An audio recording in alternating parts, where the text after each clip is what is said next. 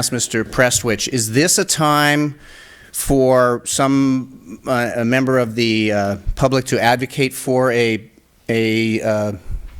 particular nominee? Okay, so this would be the time if you want to speak for a particular nominee to do so. Is there anybody who would?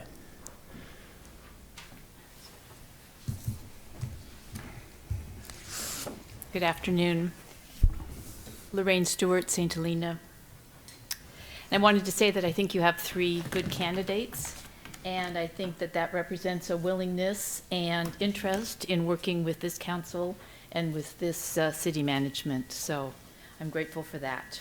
I'd like to read my letter that is part of public record, but the public probably hasn't read it. So, Dear Mayor and City Council, we are writing, and this is from my husband and myself. We are writing in support of Lester Hardy's application to fill the open council position as a result of Jeff Ellsworth's election to mayor. In our opinion, there are numerous ways to consider a council appointment and numerous qualifications for that consideration. In short, it may be that some or all applicants could make viable and successful council members, but not all will balance or fulfill the needs of the council as well at any given point in time. We are sure Lester's application provides evidence of his excellent qualifications for fulfilling the responsibilities, so we needn't enumerate them here. His professional and community history stand for themselves. However, it is important to consider those qualifications in light of where the City Council and the City of St. Helena are right now, the beginning of 2019. We have a city manager who has been very effective in his tenure thus far. The process he initiated for SHAPE is complete and moved on to the decision-making stage, largely a council-driven process. It is hoped that those decisions will have an effect on the big issues of improving business district needs and housing at all levels of need.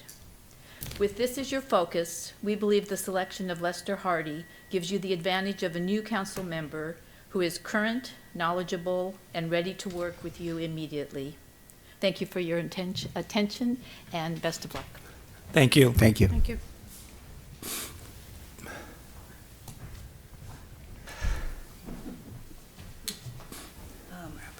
Hi, I'm Libby Schaefer, and I would just like to pretty much ditto what Lorraine just said. And I've known Lester for years. I think he's very well qualified and has had a lot of experience in local government with the Planning Commission, is up to speed. For lots of reasons, I think it's just a natural fit, and I urge you to appoint him. Thank you. Thank you. Thank you. Thank you.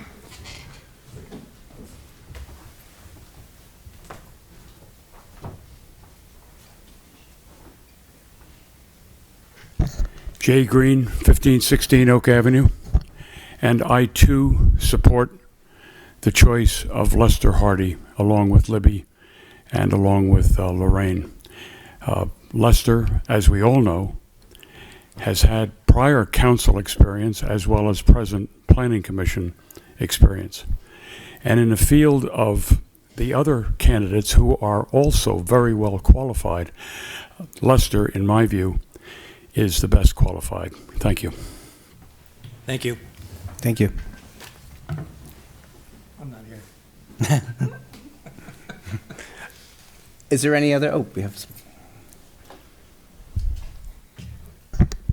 Good afternoon, Vicki Bradshaw. I'm a resident of St. Helena, and I agreed that we are pretty lucky to have a couple of really qualified candidates, that's a really nice place to be. I attend and watch almost all of the Planning Commission meetings, so I've had an opportunity to watch at least two of the candidates for the last year or so. In fact, there are times when just Jesse and I are at those meetings. But I feel after watching it that I would like to put my support behind David Knutson. I think that his experience offers a nice balance to this group, and anyway, I'm happy to support him. Thank you. Thank you.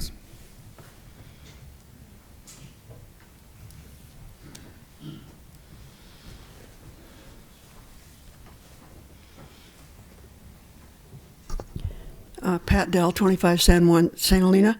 I've sent my letter in, and you've all read it, but since people are getting up and verbally supporting candidates, I will as well.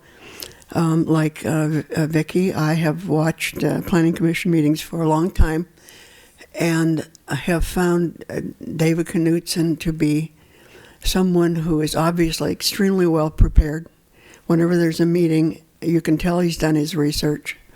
The other thing I like is David's attitude. He's extremely kind to the people who are presenting to the Planning Commission, whether he agrees with them or he doesn't. The other thing I like is his youth. I really think it's time. I really think it's time. I resent that remark. Yeah, it's okay, Grandpa. It's fine. But I really do. I do think it's time for a lot more youth on our city council, and so I heartily endorse David. I also would like to say that Erica Sklar could bring something to the city council, some experience, some life experiences and career experiences that I've never seen on the city council. So I think either one of them would be good choices. Thank you. Thank you. Thank you. Do we have any more public comments? Seeing none, I'm going to close the public comment and ask Mr. Prestwich another question to clarify the nomination process. What would the next? We're going to be opening the new business, but then what is the nomination process that will come after that? So the process would be simply a motion from any of the council members and a vote following. Okay. So we're going to move on to new business. Yes, this is the city council will interview applicants to fill the city council vacancies. So shall we go in the order by which you're... Oh. And I'm sorry, I should clarify that that particular vote would take place at the 6 o'clock meeting. So this is the interview process. I see. So the vote would not happen now, but at 6 o'clock. Correct. Okay, very good. So if we move to the interview process, does it sound, if we do it by where you are seated in that order, does that sound acceptable to the candidates? Which side are you starting? Oh, I'm looking at Lester first because he's closest to the podium, but okay. Do we have a volunteer? How about if we draw straws? Erica, would you? Thank you.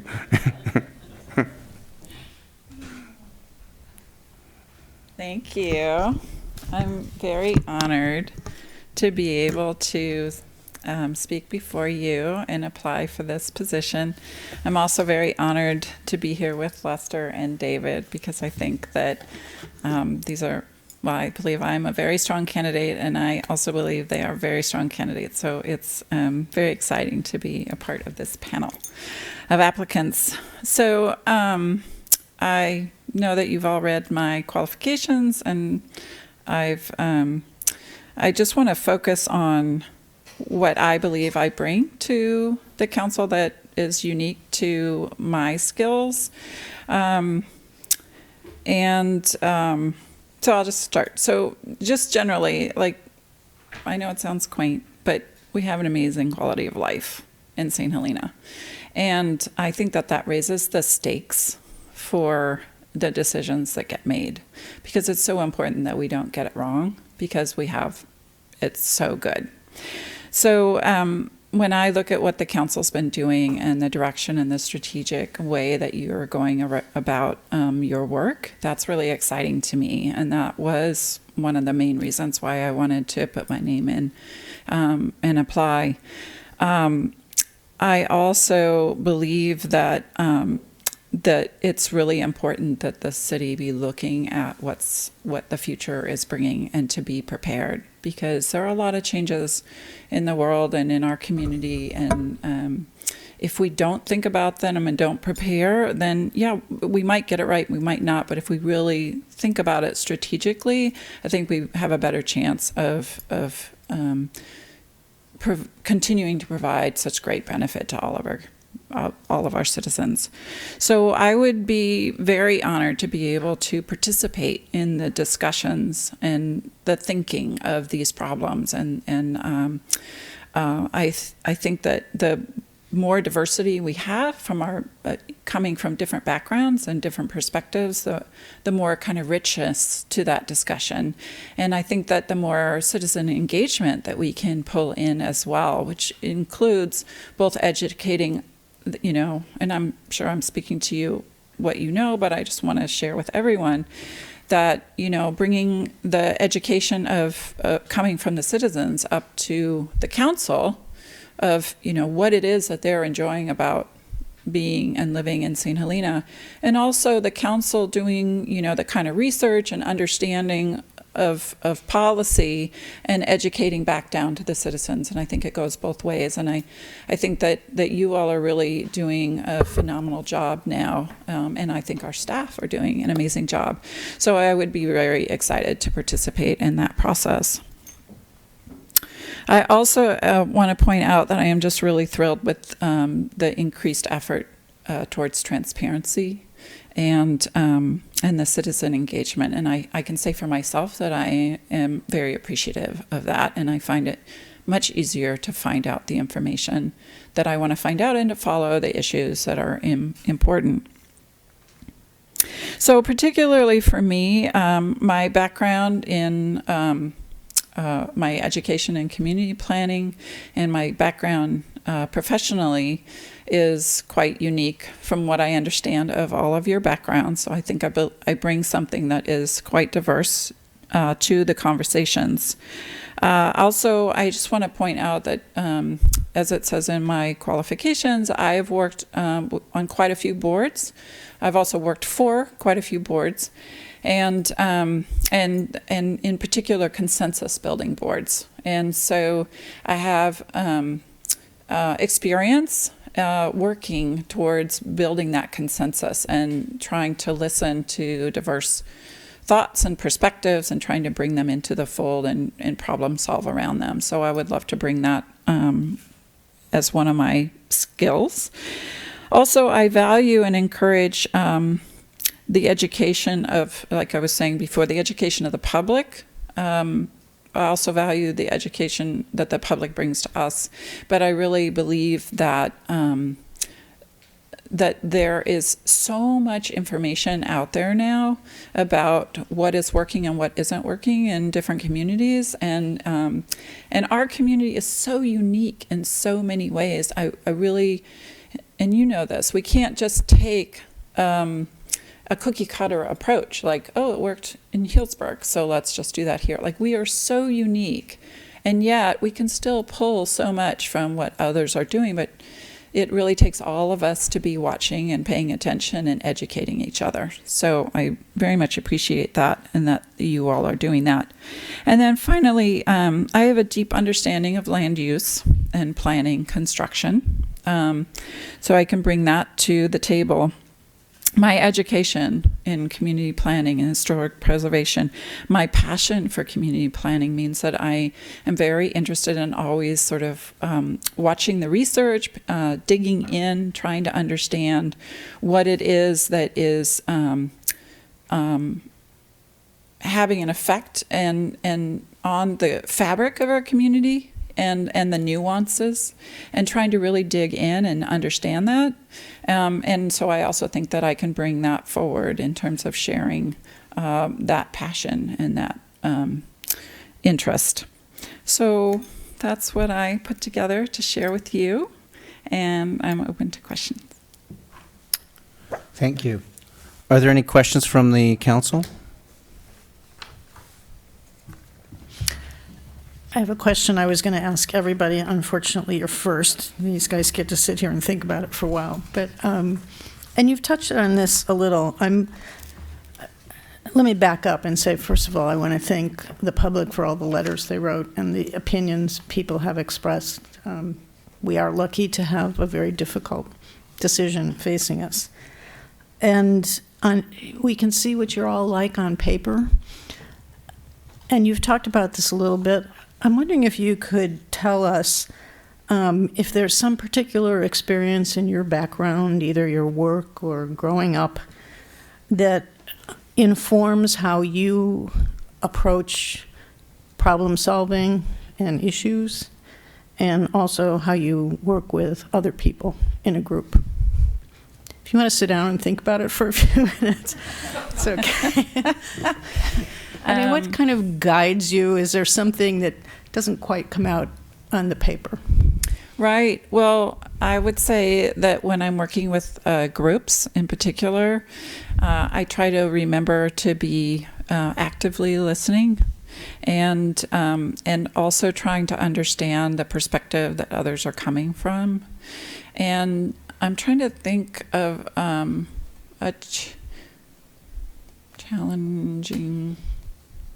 I can think of a few challenging situations. I guess I would say, I think my interpretation of what you're thinking of as challenge is when there's really quite some emotional feelings on two different sides, and how do you? It could be emotional. It could just be difficult, or a difficult problem. Different perspectives, right? How do you solve it? Right, and so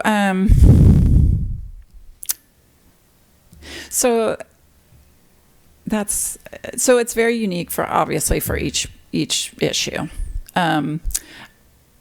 What I know is that I have experienced multiple times being in situations where I was very passionate about a position and something that needed to be done in a certain way that it needed to be done, and that and then what you'll hear is that somebody else is also passionate about the opposite.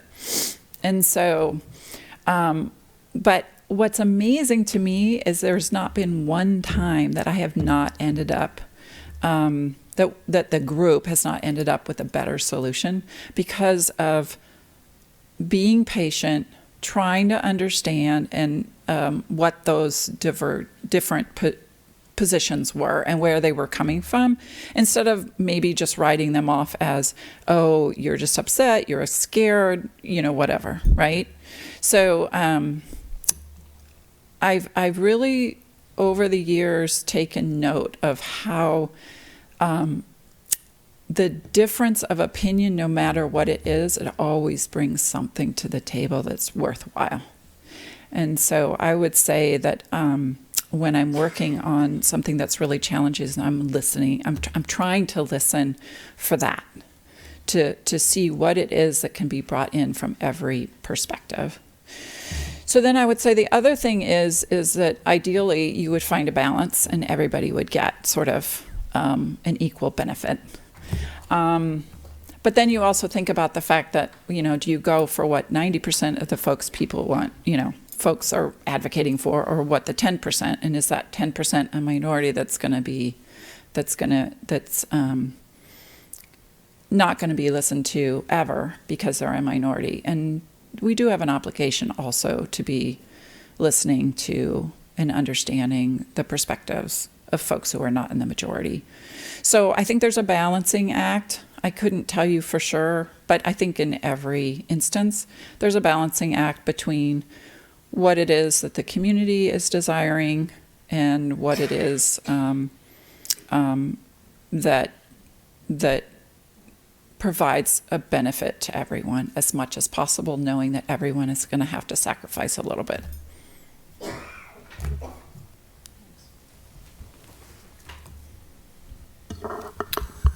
Thank you for your application and thank you for being here. Just wanted to let you know that back in 2013, I was one of the applicants for an open seat. I didn't even make anyone's short list at the time. I didn't get picked. I know the nervousness and sort of the hope that you have, and just I always want to thank people for putting themselves forward. It's good, and we are blessed to have you and the other two applicants. I'm going to ask you one question about your application, and then I'd like to, if I may, get into some of the nitty-gritty issues that we are facing in the next 2 years. And ask for general impressions, not specific answers necessarily. because that's important. I think this is, over the next 2 years, we're going to be making a lot of decisions, and I think, we deserve to know sort of some of your viewpoints and some of the other viewpoints. In your application, you say, and I want to explore this a little bit more, I am passionate about the well-being of our community and its community members. Talk to me what you mean by the well-being of our community and how you can help in that regard if you were chosen to be on the city council. Right. Well, I see our community in many layers. So there's the economic, business, health of the community. There's the health of the citizens in the community who are living here. There's also the, so physical health, but also, economically thriving and community spirit, right, and engagement and support as we support each other in the community. So I see that health on many different levels, and of course, some of the issues that are facing you, like housing, are issues that are come to the heart of the health of the community, but also are difficult because there's differing opinions on what is health, what makes a healthy community. So, in other words, I believe that economically the community needs to have some of its workforce local. Because, there's the physical health of dealing with the smog and the transportation, but there's also the difficulty of dealing with the transportation and the traffic difficulties of getting in and out of town. And I'm not going to name every little nuance and issue, but I guess I just want to point out the range of issues surrounding it, right? So then there's also the ability to participate with your family because your family lives here near where you work, or to be a volunteer on the fire department, right? Because you live here, and I know that we're not getting enough people who actually live in town and can volunteer and go to those daytime calls. So there's just so many different nuances. I mean, there's like getting our coaches for the soccer team. Like there's so many nuances of having a community that's whole, where you're serving both the every level of job, not just the doctors, but maybe the assistant social worker as well.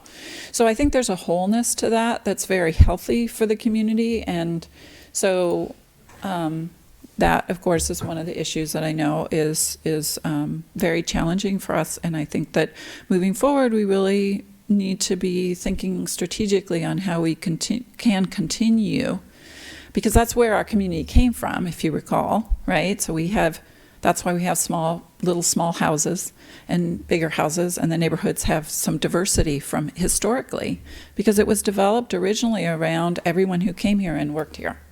So I think there's some effort that needs to be put in to making sure that continues to retain that quality. So hopefully I answered your question. You did. Thank Okay. you. What are your thoughts on Adams Street and its development or potential development? So Adams Street was, in fact, I participated in doing one of the first housing proposals on Adams Street back in, I want to say 2003, 2002, whenever the first ones came in. And so I've been watching sort of ever since. We've done quite a few iterations of put it out there, see what proposals come in, and what we could use the site for. I know there was a huge public involvement in the beginning, in the early 2000s, of what should be there, and there was discussion of having the large community space, large community center. I know architects worked on some proposals at the time. So I think there's been a lot of good ideas that have been proposed over time, and I think there needs to be a balance between community benefit versus being able to pay for the community benefit, and therefore do we need to bring in some income generation in order to create it. And that's one of those issues where I would like to point out, like I haven't made I don't have a decision on that. I don't have like, it has to be this.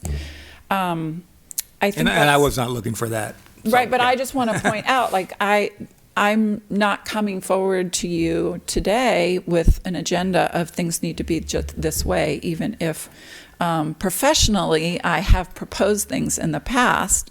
I see a difference between, working professionally in affordable housing advocacy and being on a city council where you would be considering what the best use is, because it's everybody's decision and it's the entire community's engagement.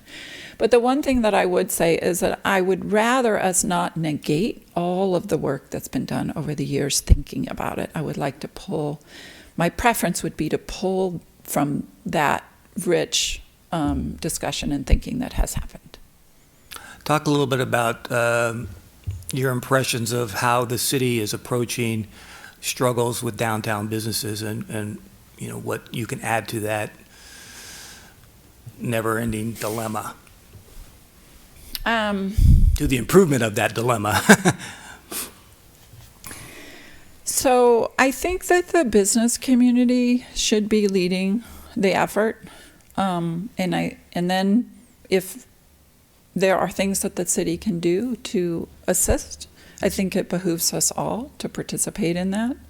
Having that thriving downtown is important for many different reasons, not the least of which is that we can shop locally. But I do think that it would, in the ideal world, the business community would be leading that effort because it is their expertise. Thank you. I'll defer to council members for now for other questions. No. You asked the hard ones, Paul, so I'm going to go back up. Oh, I also did want to note, though, I think that we should ask everyone the same issue question. I think that would feel more fair, if that's okay, when I was thinking about that. I will if you don't get to it. I took notes. No, that's fine. So That was my intention. Oh, good. Yeah. Perfect. So on learning and growth mindset, what have you learned about yourself and how have you applied that to your work? One thing. When recently or a long You time can ago? choose. What have I learned about myself? And how do I apply that? Okay, I will say that I have learned that I can be very passionate about things, and what I use, and then to project that, that helps me understand the passion of others when I encounter it. And I actually find it quite energizing now, where I used to find it quite frustrating to engage with other really passionate people. Thank you. Mm-hmm. Good. So I want to echo everybody and thanking you for being here. And I think we do have a really strong group here. I just want to ask, I guess, about housing is something you've brought forward to us with many ideas. What are your thoughts on in terms of priority or ability to move forward quickly, if we recognize a problem, an issue that is not going to get better until we become proactive? What do you see as ways to start that? Yeah, so I appreciate that question, because it is, I would love to see the council move forward on some issues that would address some of the housing inequity. And I think that there are a whole handful of items that could be moved forward on. Probably too many to do all of them, right? So there needs to be some prioritizing. I think ideally that should happen on two levels, and I think you're inferring this, which is that there should be a overall strategy. And then the ways we address housing would fit that strategy. But in the meantime, because that's going to take some time to figure out, because I know there's a lot of other issues also being thought through right now. In the meantime, I think there are some things that can be done immediately, or fairly immediately, depending on staff time. So, being uninformed of staff time right now, I would say that some of the critical items would be, the loss of the middle class is just, it's very concerning. And I think that the proximity program and the loan programs that are being done at the county level could be also implemented up here. And I think there's also funding from that could be targeted, that's not St. Helena funding, whether it's federal or state or county, that we could use.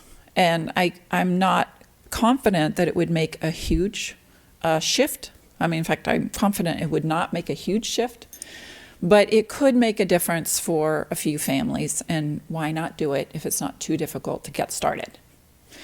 I think another one is that there are abilities to create diversity of housing type in our community through our zoning ordinances. And if somebody came forward with a proposal, it would take us quite a bit of time to, if we were starting from scratch from that proposal, to move forward and actually get a change in the general plan or the zoning that would allow that proposal. In particular, I'm thinking about the cottage, doing some cottage housing or co-housing, or there's a couple different models that don't fit into the traditional zoning codes.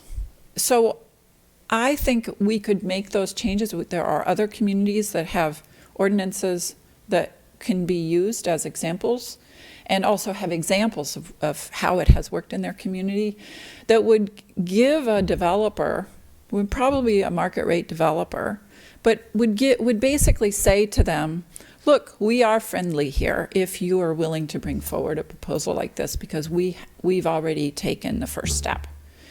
That doesn't mean that their proposal would end up getting approved if it's not appropriate for our community. So we're not giving away our ability to make sure it fits in. But so, and there are some other examples. I don't know if you want me to go through them all, but I think there are some that we could really put forward. I think that's good. I mean, I think that's great. I mean, I just sort of proactive thinking and connecting the dots. I mean, I think, to me, I'm satisfied with where we're at. And Mary, are you? Okay. Thank you very much. Thank you. Thank you, Erica. Thank you. Thank you. Do we have a next volunteer? Mr.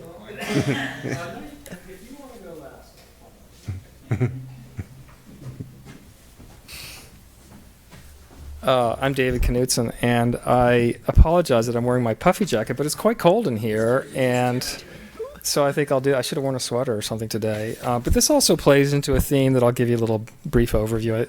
I think, except for Anna, most of you know me reasonably well.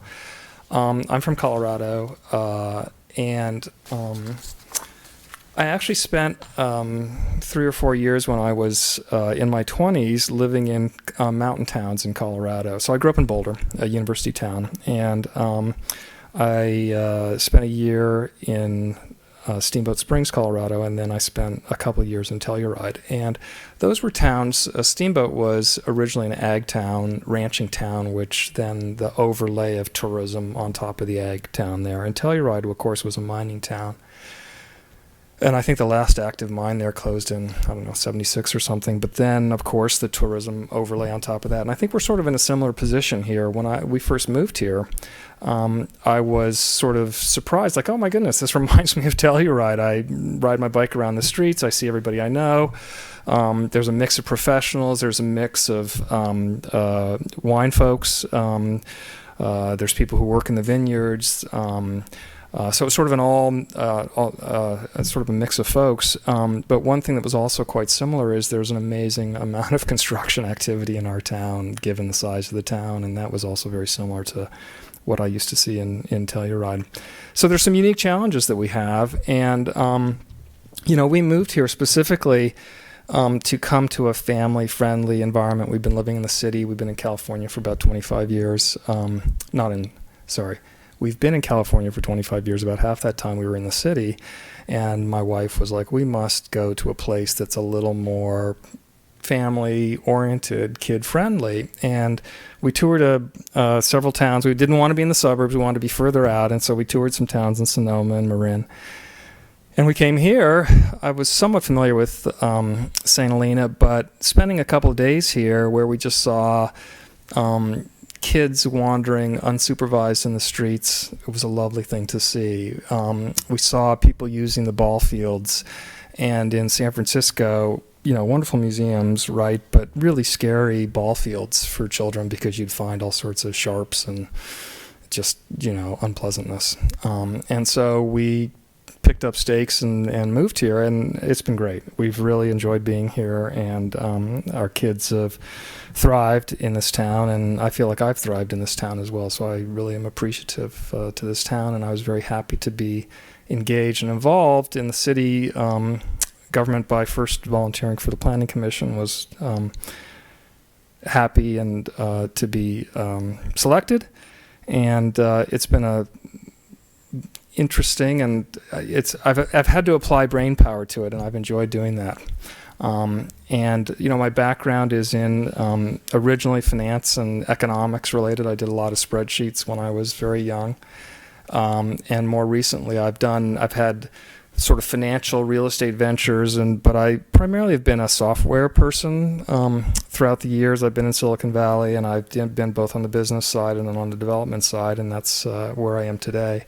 I'm also the manager of a friend of mine's small family office, and that's Tri-Mode Capital. That's also on my little statement. And then sort of before I talk about a vision, if I have a vision for the city, I'd like to say once again, really thank you to Lester and to Erica for also coming up and applying for this position, because I was very impressed with Erica's work for the city on the housing. I thought she did a remarkable job, and it really was spot on.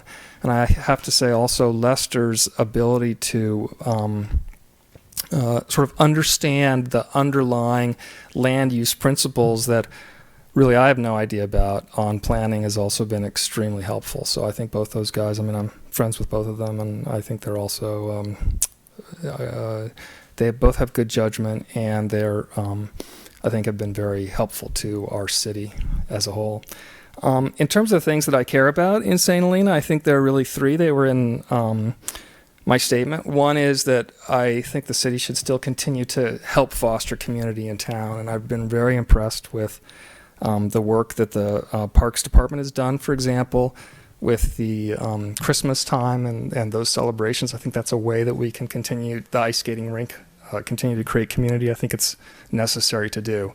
Certainly bocce, tennis, those sorts of things. And if there are other ways we can foster community, so much the better. Excuse me. Actually, could I have some water? You can. I'm cold and I'm thirsty.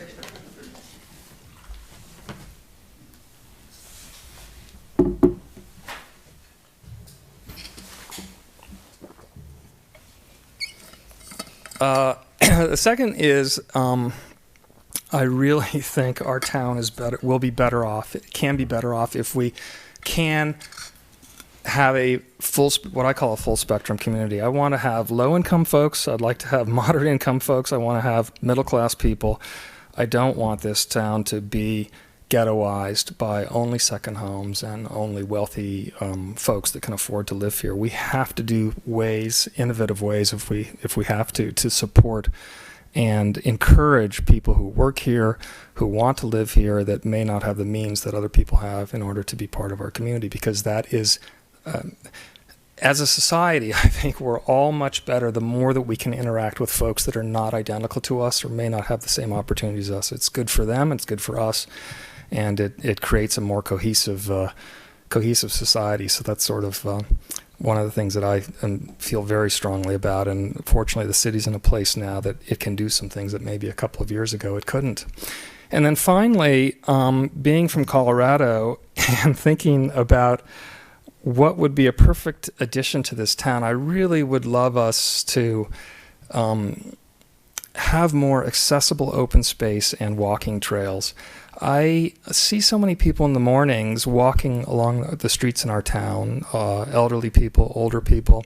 And wouldn't it be lovely if instead of having to walk through the streets where they may run into cars or workmen coming in for their morning, that there were other places for them to walk. And it's certainly in the proposed general plan to have some corridors along the Napa River and Sulphur Creek or Sulphur Springs Creek, whichever is the correct way to call that.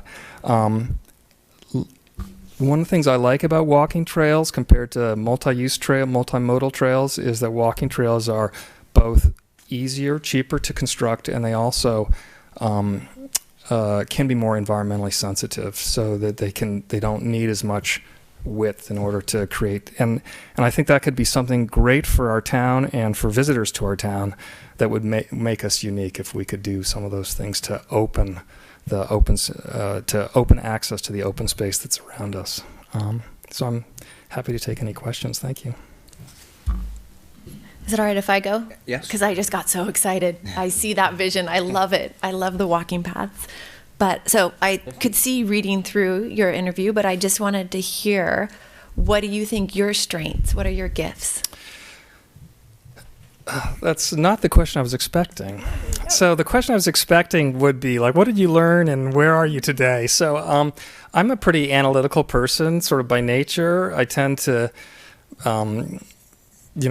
be sort of thinking and That's trying. what I'm asking you. Trying to figure things out. But I think what that leads to is I'm sort of a really good option generator. And so if this doesn't work, what about this? What about that? And maybe some of those are silly options. I said to City Manager Presswich a couple of weeks ago, maybe a month or so ago, I was like, wouldn't it be fun to close the Pope Street Bridge when the marathon goes down and have a party on the Pope Street Bridge to cheer the runners on? So that's sort of option generator. That maybe that's a stupid idea. I don't know, but maybe it's a good idea. So We better open up the Pratt Street Bridge first. There's that. Yeah. Well, that's another that's another real concern. I mean, just a couple of weeks ago in the planning, talking about what are emergency, what issues will we have in emergency, and how do we get both people out of here? Impossible. We could be stuck in a paradise-like situation. And what does that imply for us? Then we need to somehow strengthen defenses. Seems maybe too strong a word, but. We need to have a realistic plan for the fact that Silverado and 29 cannot take a mass exodus out of this town. It just would be very difficult. So, did I answer your question? I think I saw your strengths. Okay. You touched upon this just a bit, but in terms of the vision that you have articulated, I appreciate the vision. Talk a little bit about the how. How you talked about a full spectrum community, right? Trails, and building community in the neighborhoods. Yeah. Talk about different ways of how we do that, or are we doing it, and do we need to continue what we're doing? Well, I think there are things that we're doing. Let's talk about them separately. So let's talk about building community first. I think the things I mentioned earlier we're starting to do better, right? So we've always had a strong bocce community. Well, guess what? That's in Crane Park, and that's run by the rec department. And guess what? That's an incredible community for Upper Valley, Napa, and so many people are participating in that, and I think it's wonderful. The tennis courts are another place where there's great community. And what I like about some of the things that they're trying, that Andre and his staff are trying over the Parks Department, is creating programs that then also deliver community. So having a carol singing, having a tree lighting ceremony, having parties at where you can bring your kids and engage them with, the ice skating rink, for example. What a fantastic way to generate community. And those things sort of take it further. What I also think is that we should also focus on neighborhood community. There's so many folks here that sort of feel isolated in their neighborhoods. Maybe we could So this is option generating. Maybe we could say, hey, the city's thinking of allowing a neighborhood to shut down a street for a weekend or for a Saturday or something, and and we could donate some funds or create something to allow the neighbors to get together. So there's sort of like an officially St. Helena sponsored neighborhood get together. Maybe we could do that across neighborhoods that would allow us to once again get out of our homes and learn who's around us. Now, the other thing is, I'm a big bike rider. Everybody sees me wandering around town without my helmet, and I hope I'm not a bad example to the kids. But organizing bike rides through different neighborhoods, allowing people to, even the people that are, maybe they're less mobile now, but maybe we could actually go to them. Maybe there's specific stops. I'm thinking about my father, he was a preacher, he was a pastor in Boulder, and when we would sing carols, we'd go specifically to the shut-ins, right?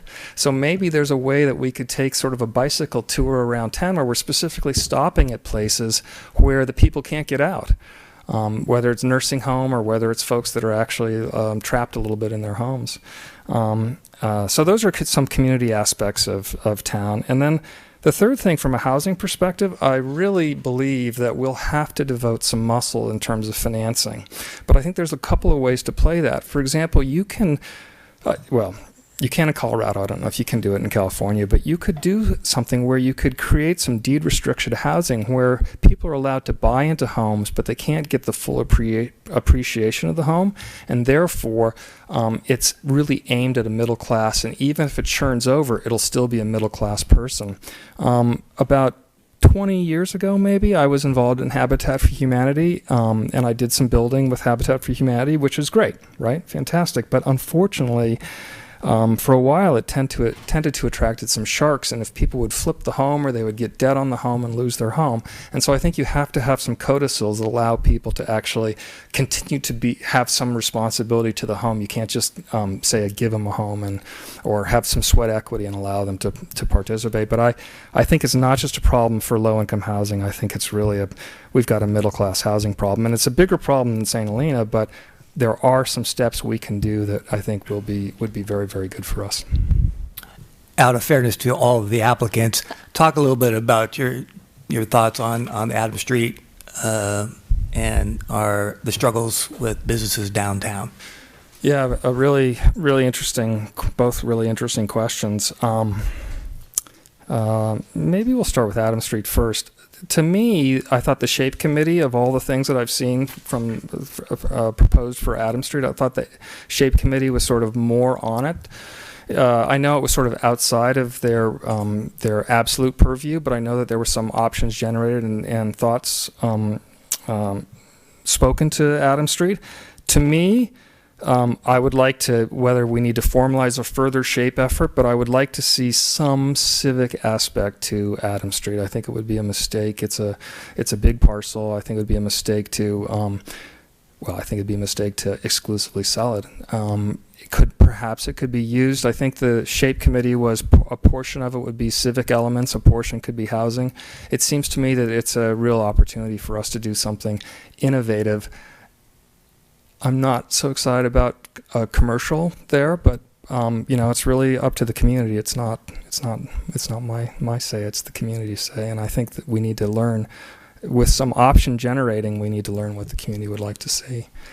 In terms of downtown, it's really a tough issue. I thought it was a really interesting article to learn that Goodman's and Rabbit and the men's store, the man's store, whatever it is up in Calistoga, are all closing. And in that article, Chris Canning, the mayor of Calistoga, mentions how, hey, the hotels are all full. In fact, they're getting fuller. And yet these stores in downtown Calistoga are not, somehow not attracting that traffic or not getting that traffic. My wife was part of an effort to open a store. She was part of she wanted to do a pop-up in town, and that was before our pop-up allowed pop-ups, so there was no pop-up from her, although she was part of the original St. Helena Christmas market. But part of the challenges are very high expectations of rent, which I don't quite understand, because you'd think that it would be better to have some income from property rather than, so if you have an empty storefront, would it be better to have some income versus no income? But perhaps that's, buy and hold, I'm not sure. I see some retailers downtown doing really innovative and interesting things, and I'm not sure how the city can support that aside from making sure that our infrastructure is great, making sure our signage is great. And these are all ideas that everyone's already talked about, right? So if our sidewalks are better, if our directions to parking are better, if there's a way that we can steer people that get into town, once they're here, I'd love them to be walking up and down. And there's also cycles in retail, and I just wonder if we're in this strange cycle where people don't need to go to anywhere except for a grocery store these days. You can order it. And the retailers themselves, they're all learning about how do you create an experience that will allow people to want to participate, or expertise. I mean, I go to the bike store all the time. Those guys work on my bikes, and they're great. But if I was pinching pennies, I'd be like, oh, I got to go to Napa or Santa Rosa because I can get a... But no, it's better to have, if you can have a retail experience where you're providing expertise or providing a unique service, I think you'll survive, through downturns and upturns. But, I'd like to understand from the downtown merchants and from the Chamber of Commerce, what do you guys think the city needs to deliver for you? I mean, I think that'd be maybe those dialogues are already occurring, but it's not just one person. Here's the solution. It's done. But I do know that, by the way, Los Alcabos has increased traffic on Main Street, and it's been welcome to several retailers.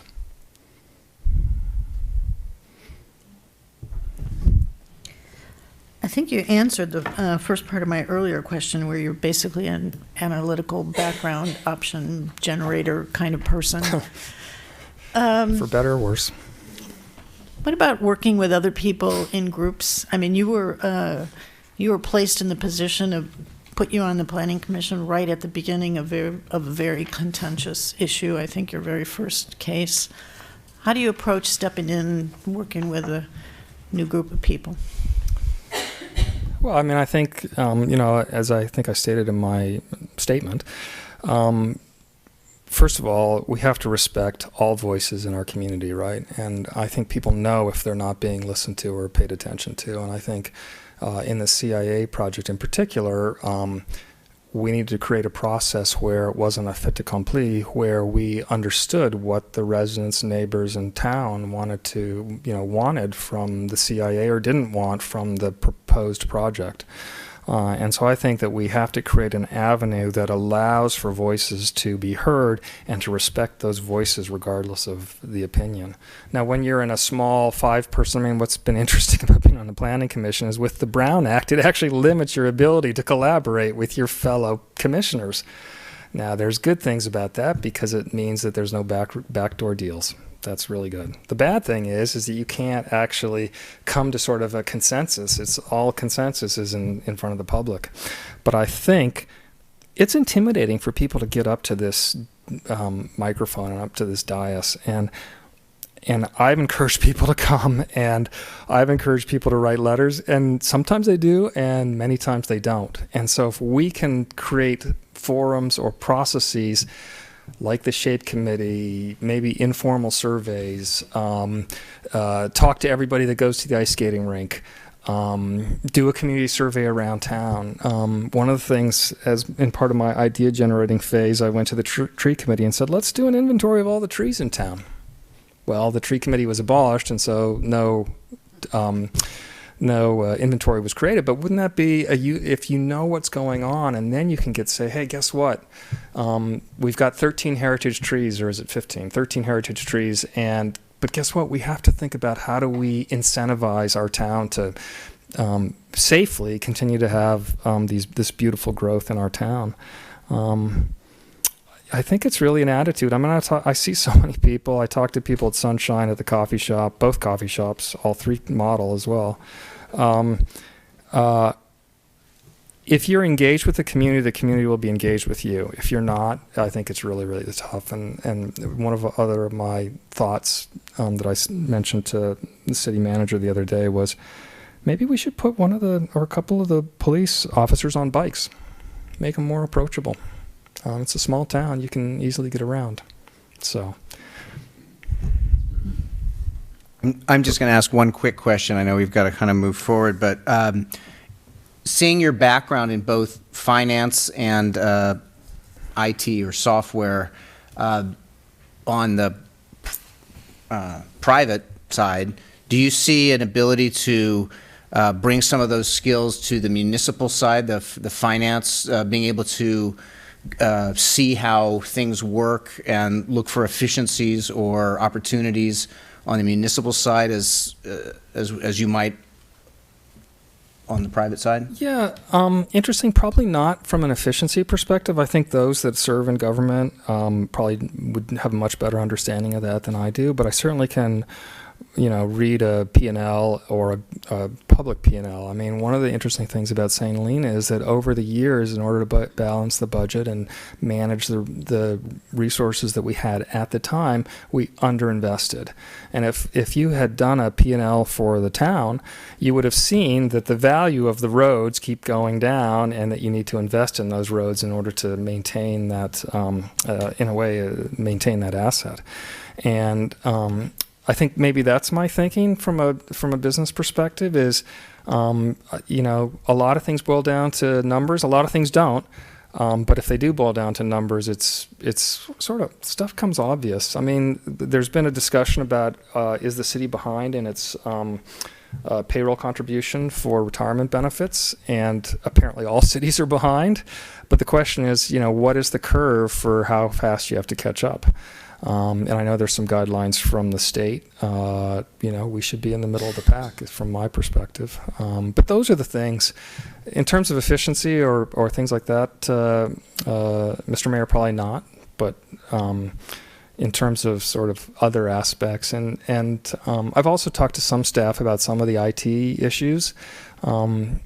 It strikes me that, once again, if you have good vendors, you're probably, as long as you're in the middle of the pack from a municipal perspective, not spending too much, but it's delivering the services you want, website, web, document retrieval, those sorts of things, and security, so that you're not getting harassed out there in the world, so much the better. Very good. Well, thank you. Thank you very much. Thank you. Mr. Hardy?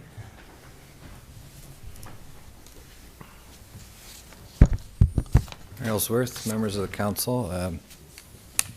It is really remarkable to me standing here and listening to Erica and David, just to contemplate how well I know them both, how long I've known them, and what a remarkable experience it is to be here as an applicant with two very good friends. I certainly wouldn't have expected that looking at the possibility of submitting an application months ago, but it's a great thing. And I think, as Ms. Koberstein said, you have the wonderful predicament of a difficult decision.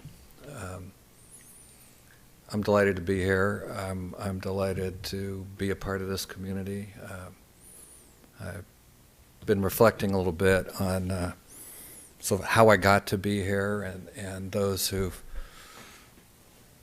seen me at work in public process over the years know I have a sort of irresistible inclination to put things in context. I moved to St. Helena in 1979 because I was taking a job in the Wine Cellar Chapel. I grew up in San Francisco in a dense urban neighborhood. I'd never lived in the country at any point until I moved here. I didn't really know what to expect. I just knew that I wanted to learn how to make wine. And before too long, I had the experience of driving a tractor up on Pritchard Hill as the sun was setting behind Spring Mountain, a kind of agricultural experience that I would never have dreamed of growing up in San Francisco. And living here in town, I think one of my greatest moments, at least in terms of how I felt at the time, was when I got a charge account at Keller's Market, and I could buy groceries on credit. That to me just seemed so marvelous. I've lived in the same house on Tainter Street since December 1986. And there was a moment during harvest, I'm not sure now, it was probably about 4 years ago, and I woke up an hour or two before my alarm was set to go off. That happens sometimes, and I was restless and didn't fall asleep right away, and I found myself listening to the sounds out on the street. And it wasn't right away, but a bit later that morning I realized that when we first moved into that house on Tainter Street, if I woke up at that time of the morning in September or October, what I heard every single time was a constant stream of cars down Spring Street or down Stockton on their way to Spring Street, occasionally down Tainter, because people who lived in the neighborhood around me were going to work in the vineyards and in the wineries. But now I don't hear anybody at 4:30 or 5 in the morning going to work. And that was just the moment at which I realized that the cost of real estate in St. Helena had transformed my neighborhood in a way that meant something to me personally. That was when I really took in the loss of economic diversity where I live. And it's something I care about. It changes, for me, and I'm speaking personally, the quality of my life, and not for the better. So that's something I care about a lot. I was elected to the city council in April 1990. We had spring elections back then. I didn't have any particular idea about how to do what a council member does. I knew I was interested in local politics. I'd been going to lots of meetings. I'd been very active as someone in the community. I was doing fundraising. I helped organize a political action committee. I was engaged, but I didn't have any particular idea about how to do what a council member does. And so it was really kind of an experience of self-discovery for me. And I learned very quickly that I didn't agree with my fellow council members really very often. I seemed to always have some idea over here when they were over there, or over here when they were over there. But I discovered that I could still contribute in meaningful ways to the deliberation, and that there was a great sense of satisfaction for me personally in focusing on the quality of the process rather than worrying about whether or not people agreed with me. Sometimes there would be an issue where the substantive outcome was more important to me than most anything else, but that was seldom true.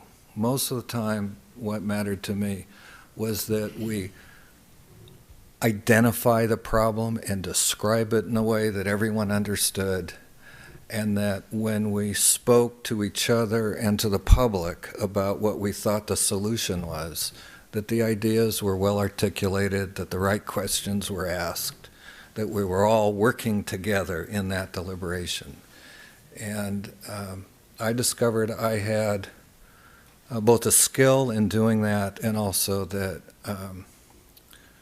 it was very satisfying work for me, and that was reflected back to me by my fellow council members who, I'm thinking of Mayor Adi Hain, who at one point said to me, Lester, I don't often agree with what you're saying, but I always find I've got a better understanding of what I think after I've listened to what you've said. And that was, okay, this is what I'll do. I'm really mostly about making sure that the discussion is as well informed and as informative as it can be. I think that's the key to making good decisions as a public body. It's more important than most things.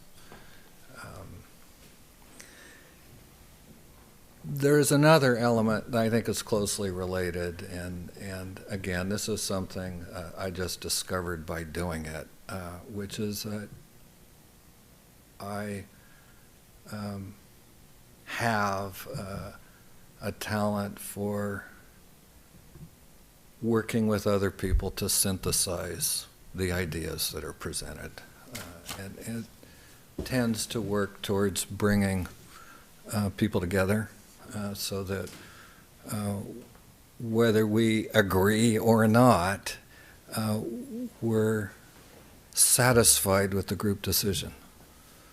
And that's something that I will bring to your council if I'm appointed. And I think you will all find that that makes a difference that you appreciate in terms of how you work and what gets done. But I know you've got a closed session at 5:30, and I don't want to cut your questioning time short, so please, fire away. Do we have some? Well, I think you sort of answered my question. That as far as working with others, you have this focus on the quality of the process, more so than whether people agree with you. So I think I could pass on the rest of my question. In your I'm sorry. No. I was looking at you. Okay, I'm sorry. In your service on various boards, including your prior service on the City Council and your current service on the Planning Commission, can you look to specific examples where, and you touched upon this a bit, but can you look to specific examples where you've turned that care that you expressed earlier about sort of the lack of a more diverse economic population, where you've turned that care into action? Well, when I served on the City Council from 1990 to 1994, the opportunities presented themselves. That's a council that approved both the Stonebridge housing project and the Hunts Grove project on the city's land. Those were not without controversy, but I was working with a council that felt a pretty nearly unanimous sense of commitment to that. If not unanimous, I'd probably have to go look at the minutes to see what sort of dissent there was. So, you know, that was a time when the opportunities that presented themselves to the council were significant subsidized affordable housing projects. And we took those opportunities and we worked through what was at times a complicated and challenging process to get them done. Nothing like that has come up since I've been on the Planning Commission. But, you know, again, I've been reflecting now for several years on what's happened in my neighborhood. I've paid close attention to the public debates and controversies over affordable housing projects that have been brought forward and rejected, or brought forward, approved, and litigated.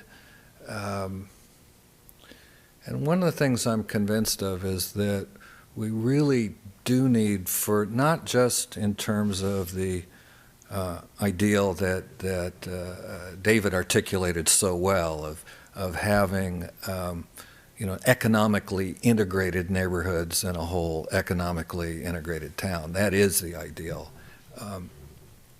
It's, I think, hard to achieve in parts of town that are already essentially built out, but I don't think that's impossible. And I think we need to work on that. And the general plan and the zoning ordinance, the way in which land is designated and zoned, is really critical to ensuring that the middle class and affordable housing opportunities are distributed throughout the community. And I think that's it's essential, not just because that's what results in a more integrated community. It's also, I think, at the end of the day, essential to achieving the kind of buy-in that we need from our residents in order to get things approved and done. And that's not easy. And I don't think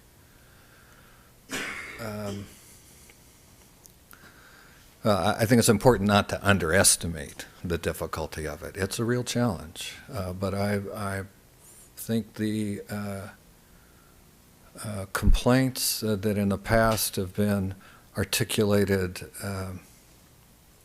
very intensively about the focus of on the east side of Main Street for new housing projects. I think that has to be heard, and I think there has to be a meaningful response.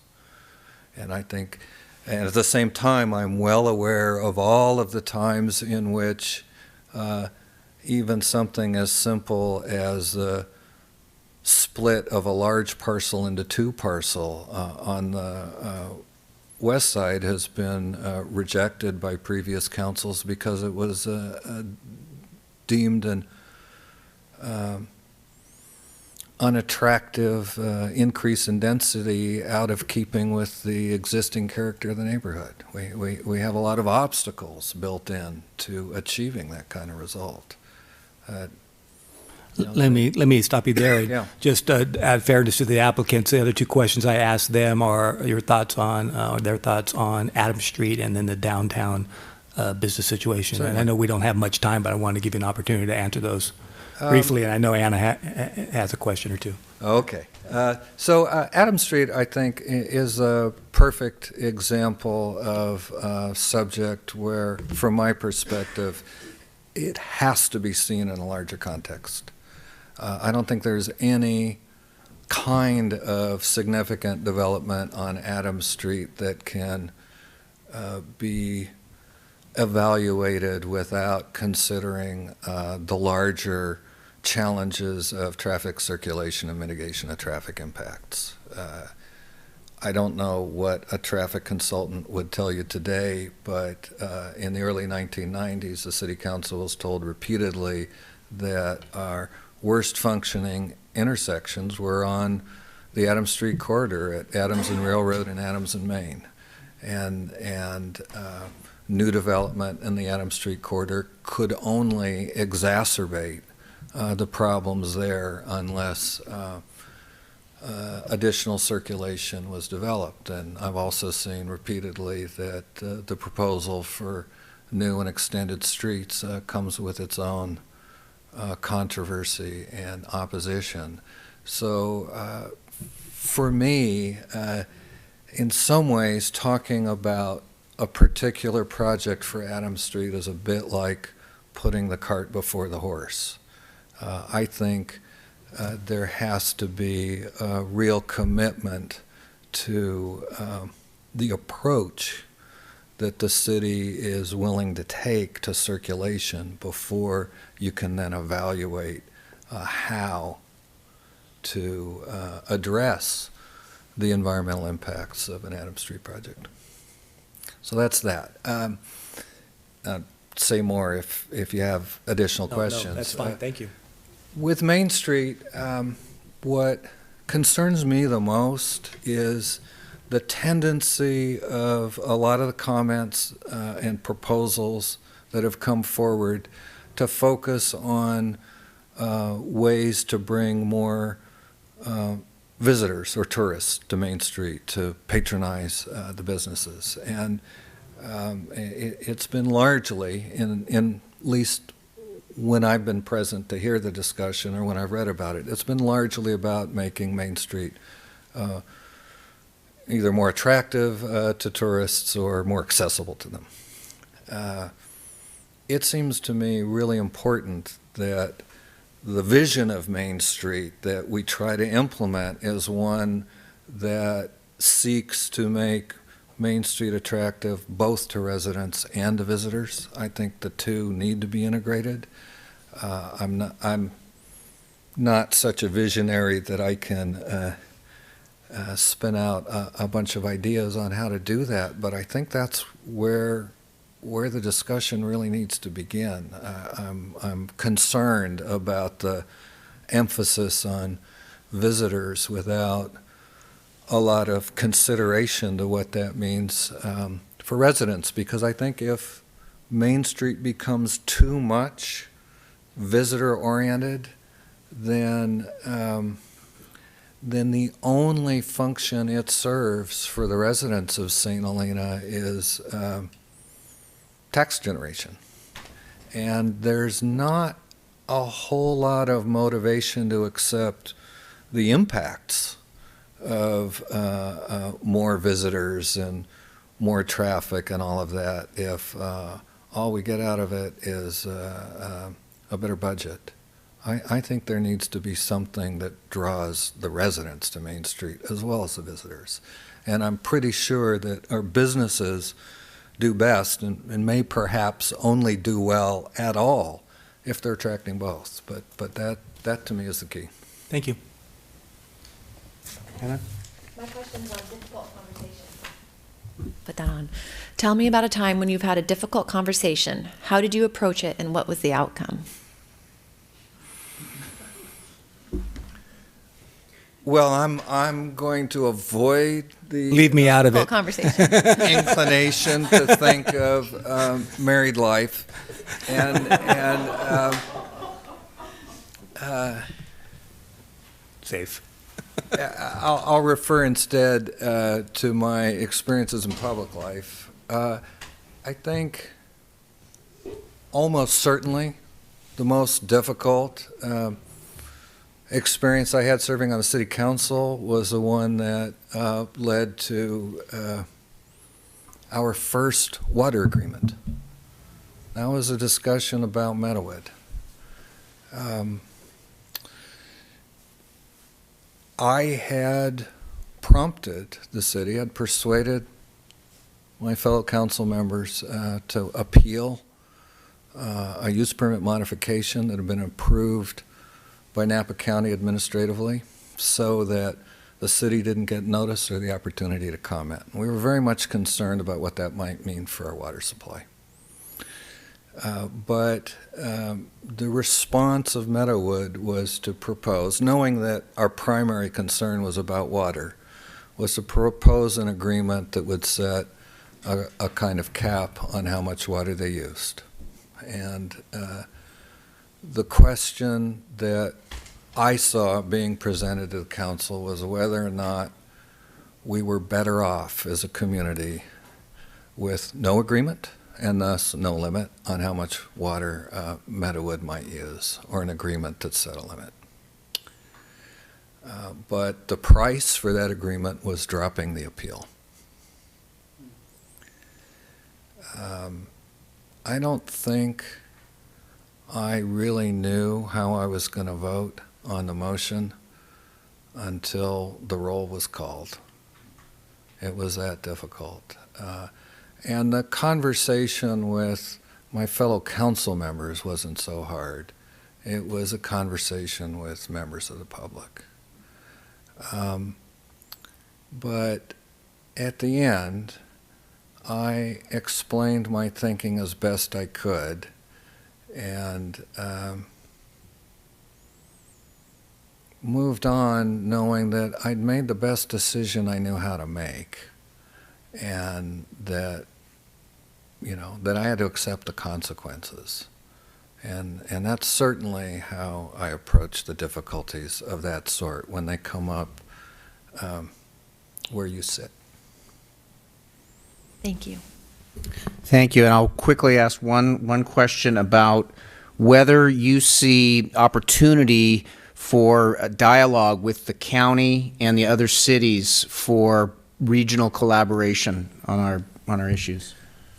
Well, I do, and there's precedent for it. One of the delightful surprises for me when I was recently researching the history of St. Helena's water system in the archives at City Hall and in the archives of the St. Helena Star was to discover that in the 1950s, the cities and the county actually collaborated on a master land use plan. And there were economic, financial contributions from the municipalities. There were only three then. It was Calistoga, St. Helena, and Napa. But they helped defray the cost, and a plan was developed that tried to integrate concerns from the county and all the municipalities. And more closely related to water, I found that in the 1960s, the county, again with participation from the municipalities, did a countywide study of water supply, looking at water supply in the unincorporated area and in each of the municipalities. So it's, a long time ago, to be sure, but we've done it before. I think it can be done, but sort of more importantly, I think it has to be done. And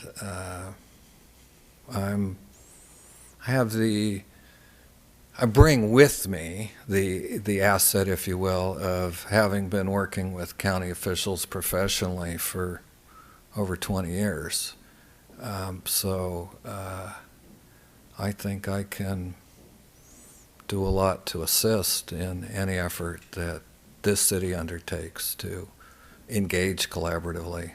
But I think we need to be doing it with respect to water supply, with respect to water quality, and with respect to traffic, and with respect to housing. I don't know, those issues are all hard enough, but I don't think I'd want to add to that list.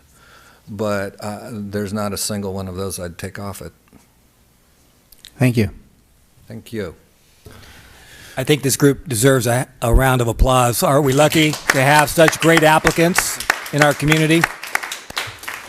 Thank you very much. So with that, I'm going to adjourn the meeting, and then we will go to closed session, and then we will reconvene at 6 o'clock back here. Thank you. Thank you.